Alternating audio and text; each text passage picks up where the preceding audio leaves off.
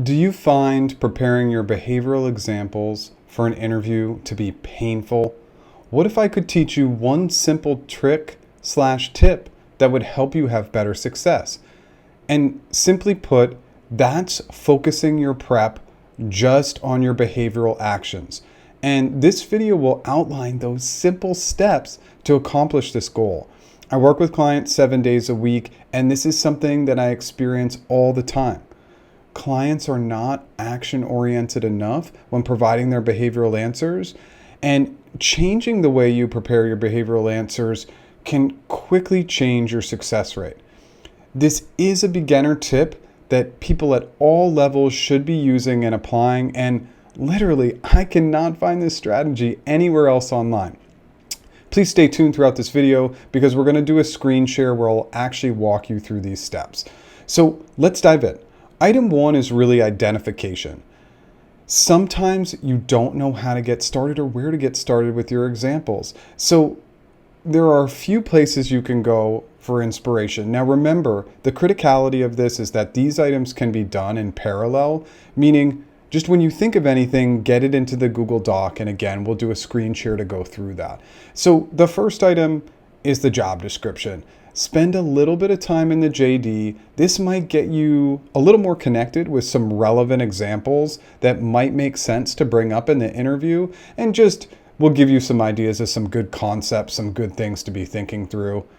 Secondarily is company research. And this one seems like a little bit of a stretch, but the reality is that research can sometimes get us connected to some of the softer skills examples, like cultural examples, environmental examples, maybe collaborative examples.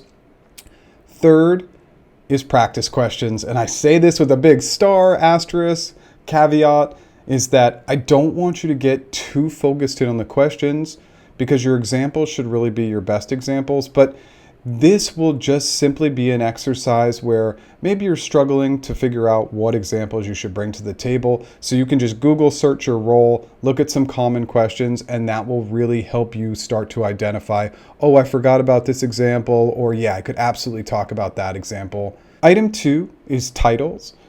Now, this is also a very simplistic item, but creating strong titles can be really beneficial in a couple of different ways. One, it's attaching it to our memory, and therefore we are just going to be able to remember what we're talking about. So, for example, we wouldn't call it strategy example. We would call it something like video strategy for ABC Corp.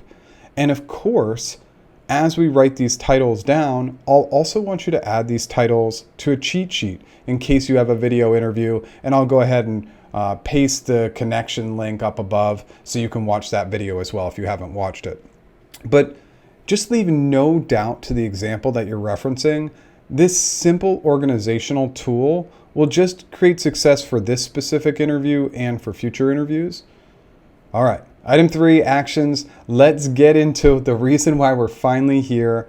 And again, the reason why most people fail when providing behavioral examples is their inability to focus in on how they contributed to the positive results. Remember, behavioral examples are defined as past performance predicts future performance. So in order to create kind of just this visual for you, and again, I did another video on this, and I'll go ahead and link that up above, but it's this sandwich visual. So when we think about a sandwich, especially a typical American sandwich, for example, you're thinking about 2 thin slices of bread and a thick middle of your sandwich that's filled with meat, veggies, or both. And oftentimes, if that middle section of the sandwich isn't robust or filling enough, we're disappointed with the sandwich. I want you to correlate what goes in the middle of the sandwich with your actions. If you're not putting enough actions or focus in on actions in your behavioral answers, I'm not going to like them, just like I'm not going to like the sandwich. So I know that was a tangent, but now that we have our titles and we've identified our titles, now we can simply start by outlining our high-level actions. Literally nothing more. So I want you to think about the areas where you personally contributed to this specific example. Now, there's a few high-level categories that I'm always thinking about. It's that initial research, chatting, some planning. Then we absolutely want to be talking about our actions from the execution and testing component, and then those last items, which are really correlated to presenting, launching, documentation, etc. And remember, some answers will be a little bit more front-loaded, focusing on those initial steps. Some of your answers are absolutely going to be execution and testing focused. And then some of your other examples will be really much more focused on those presentation, launching, and then maybe some documentation. But just by titling the example and then outlining and highlighting the key actions, you are going to create such a strong foundation for success in your interview answers. So let's move on to step 4, where I'm going to screen share and walk you through these items. Okay, so what we're looking at here is simply, I've put the key details at the top of the doc that I want to utilize as reminders so that I'm constantly thinking about what I researched, planned, the conversations I had, especially throughout. I want to think about execution and testing.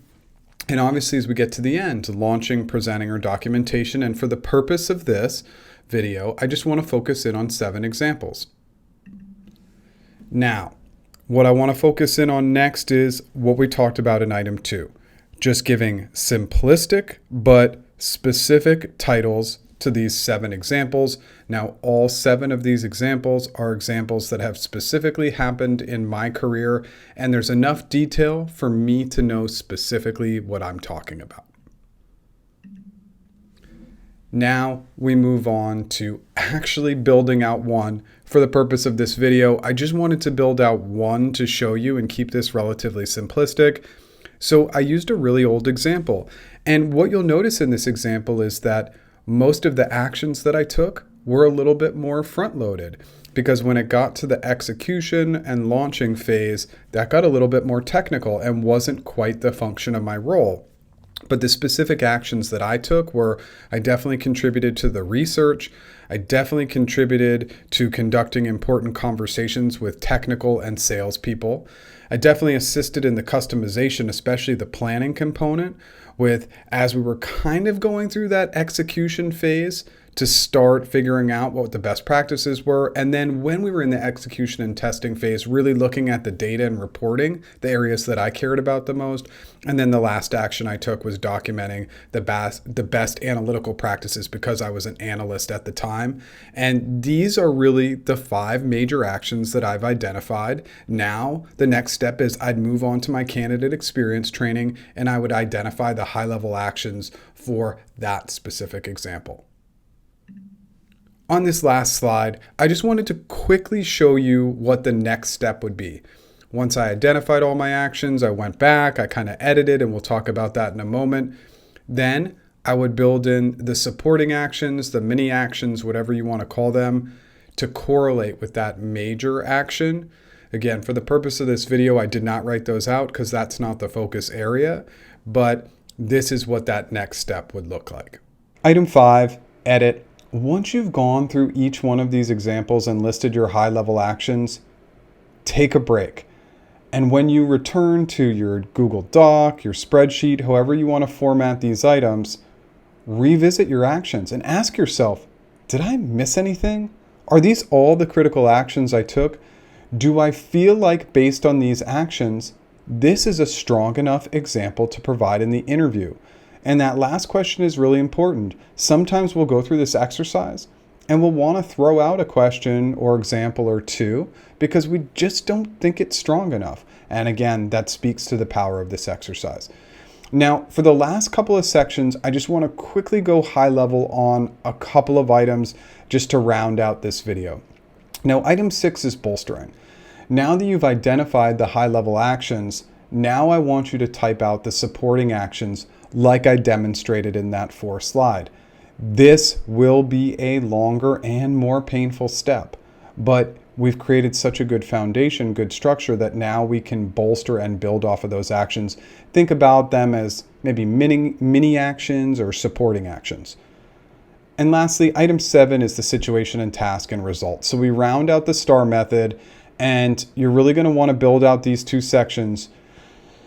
In the situation and task, 99% of my clients provide just too much data, too much information, and that is the key challenge in the situation. So I'm only trying to identify a few items in the situation and task.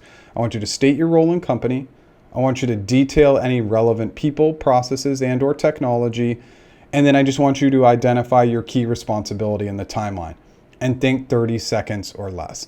Now in the results, the key item here is to deliver clear and concise information in your results. So make sure that your results absolutely answer the question, that they're quantifiable as much as possible. And then the last piece that I love is repeatability. Anything that was repeatable from a people, process, technology, strategy perspective. Also for these, think 30 seconds or less. Good luck.